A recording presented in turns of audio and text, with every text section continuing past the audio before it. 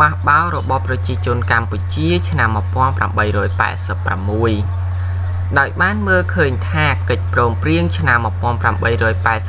ធ្វើឲ្យពួកគេបាត់បង់សិទ្ធិអំណាចដែលធ្លាប់មានពីមុនមកពួកមន្ត្រីសក្តិភូមិខ្មែរបានបំបះបំបោរប្រជាជនឲ្យចូលរួមធ្វើការប្រឆាំងតវ៉ានៅឆ្នាំ 1885 ការបោះបោរដែលរៀបចំឡើងដោយមន្ត្រីរាជការបានផ្ទុះឡើងហើយបានរីករាលដាលយ៉ាងលឿនពាសពេញផ្ទៃប្រទេសបាតុករបានលើកបដាទាមទារឲ្យបារាំងប្រកបអំណាចថ្វាយព្រះមហាក្សត្រខ្មែរវិញការបះបោររបស់ពួកបាតុករពុំមានឥរិយាបថជាការទាមទារឯករាជ្យទេចំណុចដែលសំខាន់គឺ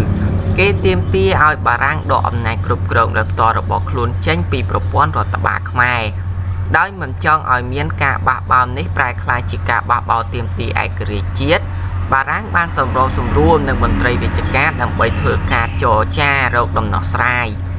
នៅឆ្នាំ 1886 កិច្ចព្រមព្រៀងបានឈានដល់ការចុះហត្ថលេខាទ្វេភាគីបារាំងខ្មែរការចុះហត្ថលេខាប្រជាជនបានបញ្ឈប់ការបះបោរយ៉ាងឆាប់រហ័ស